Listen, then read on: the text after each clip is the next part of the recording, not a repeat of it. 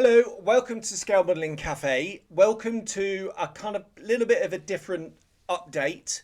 I didn't do a proper update last week because I brought you the breaking news from Arma Hobby. More of that in a second. This week is a little bit different as well because there's not that much news. I will just cover the Arma Hobby bits and pieces and a little bit from Edward as I go through. Channel update then is there's nothing really to say other than last week I did the breaking news for Arma Hobby, and as for build videos, this one that I've just finished, the Arma Hobby Sea Hurricane, is not going to be a video build. I wanted to get back into regular sort of magazine contributions. I do still, and I will continue to contribute to Air Modeler, which is a beautiful magazine. But I'm just acutely aware that if I just threw a load of stuff at them, they only publish every other month. And I don't want to give them sort of too much. So I'll just, chuck them a few articles a year.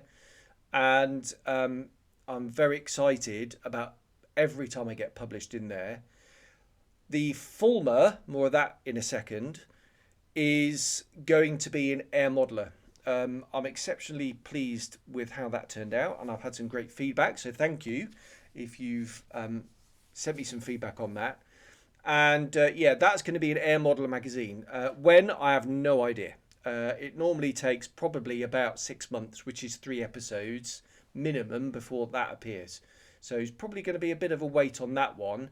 However, this one is going to be in Scale Aircraft Modelling. Sam, and I used to contribute to Sam many years ago, and I kind of stopped doing the regular sort of monthly magazines, but I did want to get back into it. So this one is going to be my kind of new start, if you like. For want of a better phrase, I can't think of one now off the top of my head. Yeah, and hopefully that's going to be in the August issue, Gary, the editor, Gary Hatcher, has said. So in the airport, which I leave for in a few hours, I'm actually taking a mate down with me. I'm going to drive 2.5 hours away. And then his flight's much earlier than mine. So I'm going to have quite a few hours in the airport. So I'm going to be sat there in the lounge and I'm going to write the article up, which hopefully should waste quite a few hours. So that's it for that. I'm also going to be start sending articles to Phoenix magazine as well.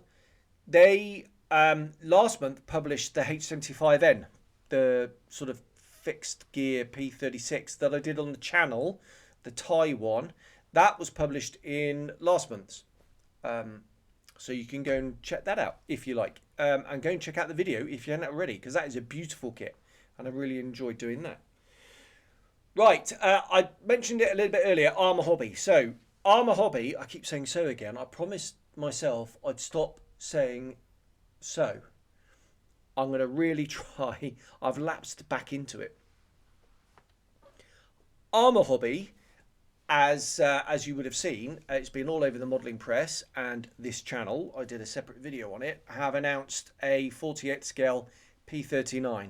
They did say last year they were going to expand their 148 scale range, and a lot of people guessed it might be the P39 or the Key 84 because they've already done those in 72nd. They've got all the design work for it. And it's obviously a much easier job to, when you've done all that research, to do a different scale than it is to start from scratch with a completely new airframe.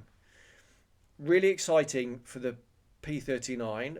Quite a few people on my Facebook page when I put the news up and in the comments said, but we have an Edward one and a Hasegawa one, so why are they doing it? Well, first of all, the Edward one is kind of oldish Edward. The trailing edges are really thick. It's a nice model, but personally, I don't think it's as nice as the Hasegawa one. Now, caveat, I haven't built either, but the Hasegawa one's actually quite old as well. So it's great to have a new tool, P39. That's the first point. And the second point is that anything Arm Hobby do, I think these days, is going to sell and sell well, and it's going to make them money. So they don't get any profit from the Edward or the Hasegawa P39, and they've entered the market, and I think is extremely welcome. For me personally, the only, and it's not even a negative, it's a slight disappointment, is that it's not riveted. That's a shame for me, because I love riveted models, and the Hurricane is beautifully rendered, but the Hurricane is quite dear. It's sort of 45 up to 50 euros, more than 50 euros for this one, because of all the 3D printed bits in there. And I believe the P39 is going to be in the region of 35 to 39 euros, something like that. They've done their pre-order as I film this now is open, and they're doing their bundles as well. It's, if you want to buy multiple numbers of the kits, you can do so at a bit of a discount, or if you fancy one of the other bundles, so they normally put some of the other kits in, and that's what I did with this. I got this and the PZL11C in a bundle, which is another beautiful kit. It's more cost effective doing it that way. So you have the choice. You can buy the single one, or you can buy multiples, or one of those with one of the other kits in one of the bundles. They're also doing 3D printed accessories that you can print yourself. So you can download the files, and then if you've got a 3D printer or a friend who's got a 3D printer who can, you know, is happy to print it for you, then they can do that. And that's exactly what my mate Bob from MDC, he doesn't know it yet because I haven't asked him, but he did offer to print anything that I wanted. And what I'm going to ask him to do is print all these P39 accessories in 48th and scale them down to 72nd, because just up there is my 72nd scale kit. And it'd be really nice, I think, to do both. I've been meaning to do that for quite a while, but things keep getting in the way, and I think that would be quite a nice, quick build for the channel. So I'm definitely going to do that. It might be interesting to do it alongside the 48 scale one. Now the 48 scale one, they're shipping in the middle of June, and I've only got 2 weeks off, so there is a, I reckon, better than evens chance that I'm going to miss that. And they're actually going to send me a review sample. In fact, they have actually offered to sponsor builds on the channel, which is really exciting. Therefore, I keep pausing because I'm trying to not say so. Therefore, you can expect to see some more Arma stuff. Now, I'm a huge fan of Arma anyway. There's some stuff on the channel already. I don't think the Wildcat I did is on the channel. In fact, I'm pretty sure it's not. And that's one of my favorite kits in my cabinet. And the Key 84's there, and obviously quite recently I did the Hurricane in 48, the desert one. But this one is not on the channel, because this one is going to be for Sam Magazine. And hopefully Gary, the editor, has said it's going to be in August issue. I said I'm off to the airport and I'm going to write up the article this afternoon or this evening.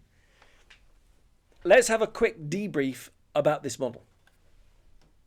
And it will be relatively brief because I don't want any plot spoilers for the magazine. I want to be fair to Gary and the chaps over there. Right, this model, it's an Arma Hurricane. It's an Arma Hurricane, and therefore it's beautiful. It really is still the best kit I've ever made. And I'm going to be doing another one. I want to do a 2B as well. And I'm going to do that in Soviet markings. The difference with this one is dearer because this one comes with some 3D printed goodies in there. First of all is the conversion bits to make it into a Sea Hurricane. You don't get any catapult spools with it, but maybe this one didn't, the options didn't carry them. But what you do get is the rear fuselage insert, which fits beautifully, and the hook. Unfortunately, I was trying to be really, really careful removing the bits off the sort of support tree thing, the cage, whatever it's called, scaffolding. And it's quite brittle, the resin, and I did actually break the sort of bottom, the bottom bit, maybe about 20% off, which was a right bit of a pain. But actually the repair is absolutely seamless. All I did was, luckily it just literally snapped into, no bits of shrapnel flew off, and clearly then it fit perfectly back together with a bit of super glue. And then I just ran a bit of surfacer and then very carefully sanded it back, and you would never know. So I'm going to use it occasionally. You can't see the join, so I was really pleased with how that went. The other bits of 3D printing you get are the exhausts, which are beautiful, and the gun barrels, which I managed to snap one off. That was me being clumsy, nothing to do with their fragility as such. They are brittle, but yeah, just do be careful. And the other bit of 3D printing is the seat, which was a little bit disappointing because you can see the layers, especially on the back, and being a metal seat, you're kind of exposed on that. I did sand it down and reduce them to an absolute minimum, but when you read the article you will see some flow lines, but actually when you look at the model you can't really see it. It's fine, but I think you do need to do something. On the next one, if it comes with one of their 3D resin printed seats, I will actually brush some surface it in there, which I think will help as well. Other extras on this model was the brass-in door. Now the door on a Hurricane is permanent. It's not hinged like the Spitfire. It's not an access door. Well, it is an access door. It's an access door for maintenance. So they removed it to give them better access. I've got a feeling that the brass-in part is designed, there's no instructions and it doesn't tell you to remove the kit bit.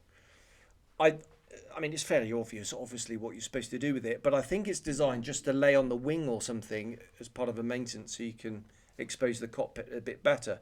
But I actually didn't want that. I wanted the configuration as you see here of it still on. Therefore,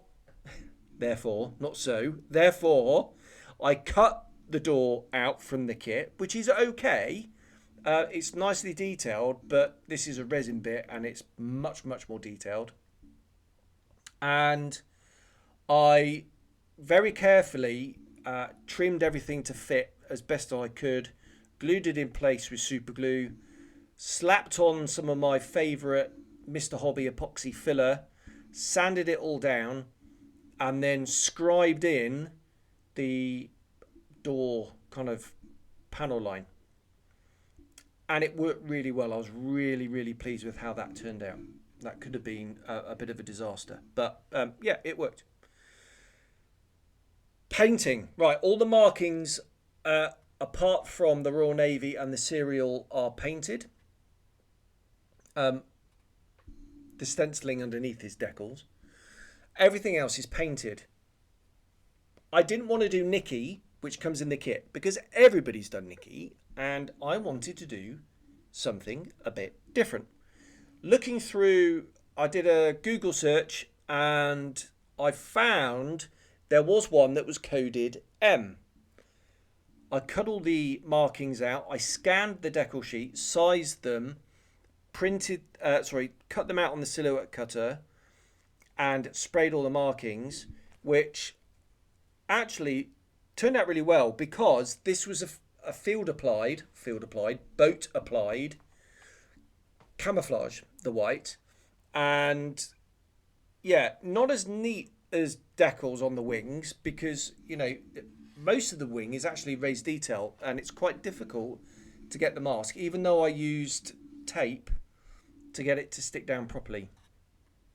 So there is a little bit of sort of overspray on there, just a tiny bit, and it's not as perfectly neat as a decal, but it really does give that painted on look, and it does actually work really nicely. I was really pleased with that, and it's a lot neater on the fuselage and on the tail. The undercoat. So first of all, I did the underside, including the D-Day stripes, and I'm filming this on D-Day. So this is my ode to all the blokes who took part in D-Day. I painted the dark, extra dark sea grey and dark slate grey for the anti-glare panel, and then did a mist coat for the rest of the airframe, a little bit heavier where the white was going to wear, and then I did this kind of pretty much opaque white coat over the top, but tried to make it look a bit patchy. It's really, really difficult to photograph, and the photographs don't really do it justice, and I was kind of prepared for that, because trying to photograph white and get all the subtleties in the paint job is nigh on impossible. I tried a new technique for the wash, and I kind of made it up, and I'm going to call it a heavy filter. So a filter coat differs from a wash. A wash is a lot thicker, and you use it for panel lines and other effects. A filter is like dirty thinners that you put over the top, and it alters the tone of everything and blends everything down. So I mixed up a slightly heavier filter, made sure that ran into all the panel lines, which I wanted to keep quite subtle, and then I did some sort of splotching, and then straight away I got clean brush with thinner and blended the heavy filter to give me that patchy effect and leave it in the detail and around the panel lines, and it worked really, really well. I was really pleased with how that came out, and it just allows you to play with the effect and the opacity and the heavily diluted oil paint to get the effect you want. It's quite similar to the dust effect that I did on the Desert Hurricane that you can go and watch if you've not seen that already. I did that slightly heavier mix around the nose, and I did some streaking on the underside, and then I just bunged it all together really. And then the last thing was the exhaust stain, which I wanted to keep relatively subtle, because when you look at the photos of the real thing, they were actually quite subtle, but obviously being on a white background, it was I had to be quite careful. I didn't want it too heavy. And that was it then, really. What else was I going to say? Yes, so 7M then, this one, I couldn't find a serial for it, so I made it up. Bit of artistic license. I used Nikki's serial, which is NF67 something, cut the last one off, and then I used a spare digit, another 7, and I just bunged that on the end. So that's decals, the Royal Navy and the serial, because they're 4 inches high, scaled. And they're Tecmod decals, and they're lovely. And that is it. That is it. It's again, it's my second Arma Hobby Hurricane. It's not going to be my last. It's a beautiful model. I want to do a Soviet 2B next. I was really, actually, I thought of doing the Eastern Front whitewash one with the huge, oil exhaust stain, but I've already got a white Hurricane now. Therefore, I'm probably going to do a different one. Anyway, that's for the future. I'm not going to take that home with me today, because I want to go hand luggage only, and it's I can't really get it back. What I am going to bring back is the Fulmer, and this is a neat segue to answer a recurring question that's come in. I will do that Q&A video. I will. I'll probably do that on my phone at home. from the cave. Right. Quite a few people have asked me, how do I get my models back home? And it's like this. In a plastic box with a load of scrunched up carrier bags. So the former is in here. Now, the way I do it is, these are the kind of old style, if you like. Sorry for the microphone. The old style carrier bags. We don't do bags for life out here. I'm sure we will at some point in the future. So I do collect them for exactly this purpose. I put a layer on the bottom. I put the model down. I may well use a scrunched up one, in between the undercarriage or something, just to support it. And then I pack it around with carrier bags, and then carrier bags on top, put the lid on. And so far, he says, knocking on wood, I've not had any breakages at all. Not even a pitot probe, an aerial, or anything. So it works really, really well. And, in the suitcase, so it doesn't fly around. There's other stuff in the suitcase. So it is supported. The carrier bags absorb all the shock. And like I say, it's really, really effective. So, yeah, that's how I do it. I'm really hoping the former gets back in one piece in my hand luggage. I'm trying it new because what I want to do is when I land at Heathrow tomorrow morning is literally get off the aeroplane, swipe the passport, and out, Mrs. Car, home, tea and medals. That is going to be the plan. Okay. Project-wise then. So what's coming up on the channel? So as I said, I'm going away for 2 weeks. This isn't going to be for the channel. As I said, it's going to be for the magazine. So no video build on this one. It's quite a nice change of pace, actually, because I don't have to do all the editing for it. And I'm not entirely sure what the next one's going to be. I'm hoping my review sample of the Airfix Bulldog is going to be waiting for me at home. I'm going to have to send an email to chase that up. So Airfix have agreed to give me a review sample for that. So assuming that arrives, I am going to do a sprue tour on that one. And that will be a video build coming to the channel. The Arma Hobby P39, very kindly, they've agreed to sponsor the channel, which is hugely exciting. And they're going to send me a P39 and all the files for the 3D printing. So Bob at MDC doesn't know this yet, but he's going to print all that stuff for me in 48s and downsize it to 72nd, because I've got the 72nd one up there. That one's been riveted. The Arma P39 is not riveted, which is a real shame. I've lost my mind. I can't remember if I've spoken about the Arma P39 in this video or not. But anyway, regardless, or for my American friends, irregardless, you can go and watch my breaking news video that I did last week on that. But that's not going to be riveted. So when I do get that model, I am going to rivet that. The problem is that starts shipping in the middle of June, and I jump on a plane in a couple of weeks to come back, so I might miss it. If I do, what I want to do is the 72nd one before I go back. I'm going back for a week in September, and I'll definitely bring it back with me then. And albeit it's going to be late. I hate people who do that. But I will do a sprue tour on that, and that will be a video build coming to the channel, and it will also be a magazine article. Don't know where I'm going to pitch that one yet. Don't know who will take it. We'll see. There we are. I'm going to wrap it up there because I need to go and have a shower because I've flown. I did 10 missions this week, which in 4 days is pushing it, and I'm utterly ball bagged. So it might be a rare time to actually sleep on the aeroplane, which will be nice. Taken off at 02:30. And yeah, hopefully I do get some sleep on the aeroplane. Yeah, there we go.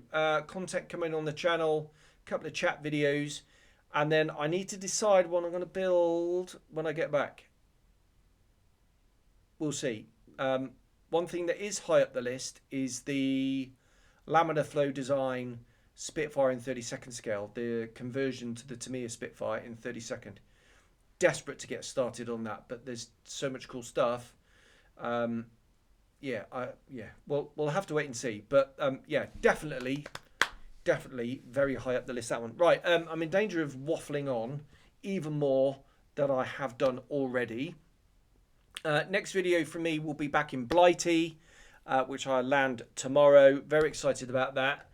Happy modelling, everybody, and I'll see you soon. Cheers, bye-bye.